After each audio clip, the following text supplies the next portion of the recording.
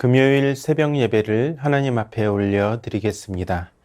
열왕기상 1장 1절부터 10절까지의 말씀입니다. 다윗 왕이 나이가 많아 늙으니 이불을 덮어도 따뜻하지 아니한지라. 그의 시종들이 왕께 아뢰되 우리 주 왕을 위하여 젊은 처녀 하나를 구하여 그로 왕을 받들어 모시게 하고 왕의 품에 누워 우리 주 왕으로 따뜻하시게 하리이다 하고 이스라엘 사방 영토 내에 아리따운 처녀를 구하던 중 수넴 여자 아비삭을 얻어 왕께 데려왔으니 이 처녀는 심히 아름다워 그가 왕을 받들어 시중 들었으나 왕이 잠자리는 같이 하지 아니하였더라. 그때에 핫깃의 아들 아도니아가 스스로 높여서 이르기를 내가 왕이 되리라 하고 자기를 위하여 병거와 기병과 호위병 50명을 준비하니 그는 압살롬 다음에 태어난 자요 용모가 심히 준수한 자라. 그의 아버지가 내가 어찌하여 그리하였느냐고 하는 말로 한 번도 그를 섭섭하게 한 일이 없었더라. 아도니아가 스루야의 아들 요압과 제사장 아비아달과 모이하니 그들이 따르고 도우나 제사장 사독과 여호야다의 아들 브나야와 선지자 나단과 시므이와 레이와 다윗의 용사들은 아도니아와 같이 하지 아니하였더라. 아도니아가 에느로겔 근방 소엘렛 바위 곁에서 양과 소와 살찐 송아지를 잡고 왕자 곧 자기의 모든 동생과 왕의 신하된 유다 모든 사람들을 다 청하였으나 선지자 나단과 브나야와 용사들과 자기 동생 솔로몬은 청하지 아니하였더라. 아멘. 우리가 살아가며 해야 하는 결정을 제때에 제대로 하지 않으면 결정을 당하며 살아가게 됩니다. 내가 상황을 결정하는 것이 아니라 상황이 나를 결정하게 만드는 것이죠. 그러므로 우리는 반드시 해야 하는 결정을 미루므로 상황이 결정하도록 내버려 두지 말고 하나님의 인도와 뜻을 간구하며 나아가야 합니다. 오늘 말씀에서 우리는 그러한 교훈을 발견하게 됩니다. 말씀 1절은 천하를 호령하던 다윗 왕의 시대가 저물어 가고 있음을 알려줍니다. 그는 나이가 많아 늙었습니다. 어떤 옷이나 덮개를 덮어줘도 몸의 온기를 보존하지 못하는 저체온증의 상태에 있었습니다. 육체적인 무기력보다 더 큰 문제가 있었는데 그것은 정치적인 무기력이었습니다. 그의 몸 상태로는 더 이상 왕의 구실을 할 수 없었던 것입니다. 그럼에도 다윗은 왕위를 내려놓지 않았으며 왕위 계승에 대한 아무런 조치도 취하지 않고 있었습니다. 신하들도 왕의 후계 문제를 해결하도록 제안하기보다는 그의 체력을 회복하기 위해 젊은 처녀를 구하자는 방책을 냅니다. 왕의 수종을 들고 왕의 몸을 따뜻하게 해보자는 것이죠. 이는 여인의 온기로 다윗의 체온을 높이고 기력을 되찾게 하려는 치료의 일환이었고 여기에는 육체적인 관계도 암시되어 있었습니다. 다윗의 신하들은 온 이스라엘을 뒤져 수넴 여자 아비삭을 얻어 다윗에게 데려옵니다. 아비삭은 신하들의 의증대로 왕의 수종이 되어 시중을 들었지만 다윗은 아비삭과 동침하지 않았습니다. 이 부분을 정확히 번역하면 동침하지 못했다입니다. 즉 다윗은 기력을 회복하여 정무에 복귀할 수 있는 상태가 아니었던 것입니다. 다윗이 후계자를 결정하지 못한 채 지지부진했던 데에는 그만한 이유가 있긴 했습니다. 다윗은 나라를 잘 다스렸지만 그의 통치에는 크게 두 부류로 나뉘어져 있었는데 측근인 예루살렘 사람들과 이스라엘의 지파가 그것입니다. 다윗은 용병 중심의 친위대야 예루살렘 사람들을 측근으로 두었습니다. 이는 이스라엘 지파 사람들이 불만을 품은 원인이 되었으며 이러한 불만이 표출된 대표적인 경우가 압살롬의 반역 사건이었습니다. 다윗 자신도 이스라엘과 유다라고 하는 표현을 사용하여서 지파 중심의 이스라엘과 예루살렘 중심의 유다로 구분되고 있음을 밝히고 있습니다. 다윗이 후계자를 미리 택하지 않은 것도 이러한 갈등에서 비롯되었습니다.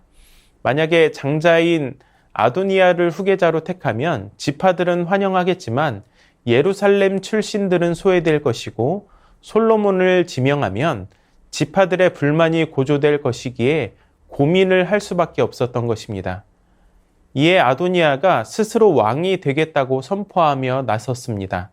아버지가 여전히 살아 있는데 후계자 지명에 대한 뜻을 명확하게 밝히지 않자 자신이 스스로 왕이 되겠다고 공표한 것이죠. 이를 위하여 그는 5절 후반부에 말씀하고 있는 것처럼 개인적으로 병거와 기병과 호위병까지 몰래 양성해 놓았습니다. 이어지는 6절은 아도니아가 왕이 되기에 충분한 자격을 갖추었음을 3가지로 나타내고 있습니다. 첫째로 그는 장자였습니다. 다윗 왕의 아들은 첫째가 암논, 둘째가 길르압, 셋째가 압살롬인데 암논과 압살롬은 이미 죽었습니다. 길르압에 대해서는 이름만 한 번 언급되고 이후에는 아무런 언급이 없는 것으로 보아 죽은 것으로 봅니다.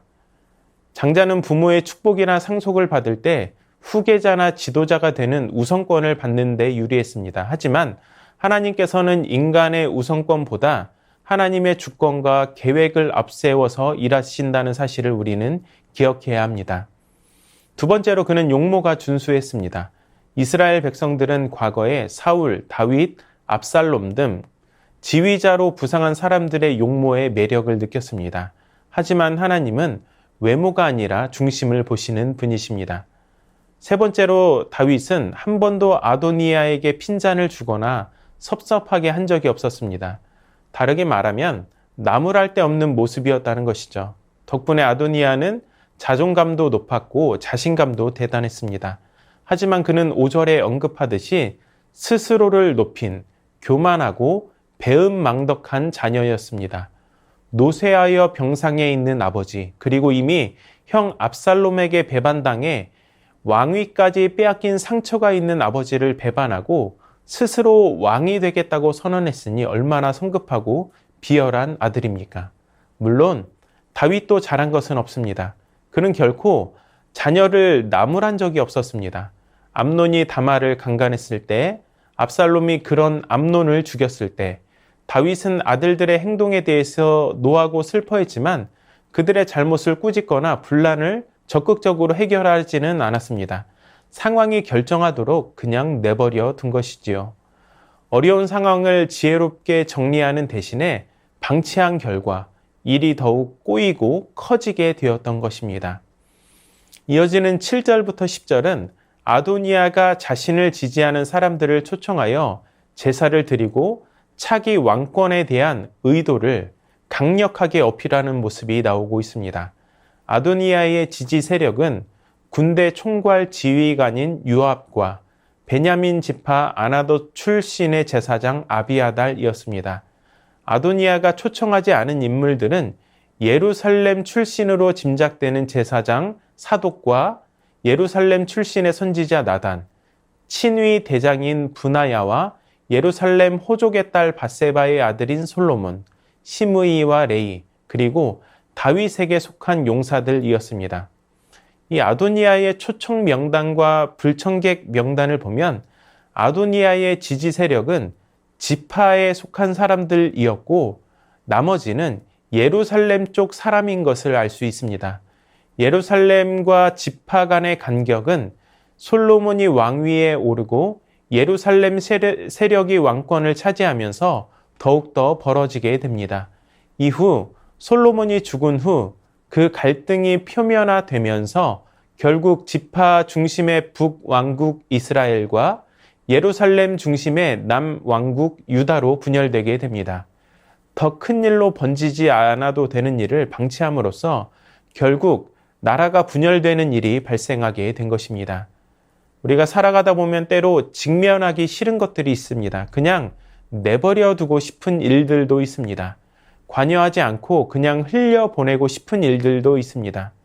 그 당시에는 그에 대한 결과가 곧바로 드러나지 않을 수도 있지만 나중에는 돌이킬 수 없는 큰 나비 효과가 될 수도 있다는 사실을 기억해야 합니다. 피하는 것이 능사가 아니라는 것입니다. 하나님 앞에서 끈기 있게 기도하며 지혜로운 선택과 결정을 내릴 수 있는 은혜를 간구하시기 바랍니다. 하나님 말씀에 비추어 더 나은 결정을 하실 수 있기를 바랍니다.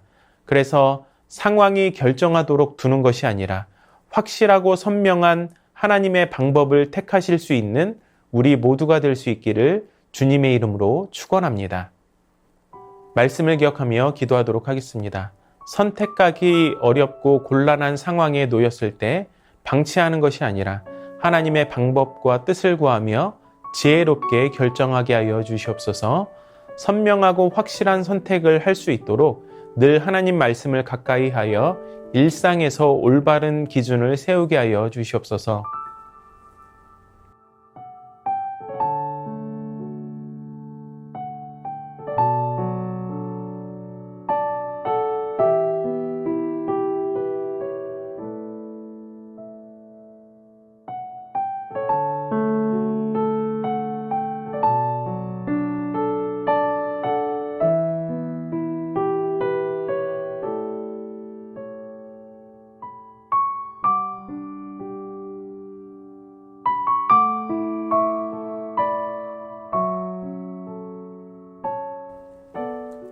나라와 열방을 위해서 기도합니다. 이상 고온으로 인해 건조해지자 수많은 산불이 발생하고 있습니다. 캐나다, 그리스, 하와이 등에서 일어난 산불로 수많은 피해를 입은 지역이 속히 복구되게 하여 주시고 빨리 진화되게 하여 주시옵소서. 멕시코 이민국 구금센터 화재로 39명이 사망한 사건이 있었습니다. 남미 여러 나라의 사회 및 경제적 불안이 해소되어 급증하고 있는 이민 행렬이 진정되고 이민자들에 대한 구금과 압력이 해소되게 하여 주시옵소서.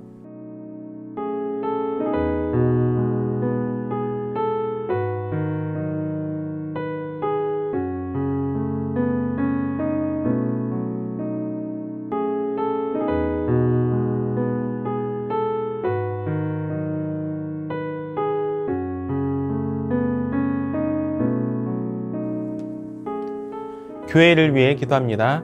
담임 목사님 영육간의 강건함으로 지켜주시고 주의 은혜와 사랑 안에서 늘 힘차게 사역하실 수 있도록 인도하여 주시옵소서. 캄보디아 단기 선교팀의 전도 사역을 통하여 열매 맺히게 하여 주시고 모든 여정을 안전하게 지켜 주시옵소서. 돌아오는 주일부터 위더스 젊은 부부 모임 개강을 하게 됩니다. 더 많은 지체들이 참석하여 삶을 깊이 나눌 수 있는 복된 공동체가 되게 하여 주시옵소서. 신천지와 같은 사이비 이단을 멸하여 주시고 세순의 모든 성도들에게 영적인 분별력을 주옵소서.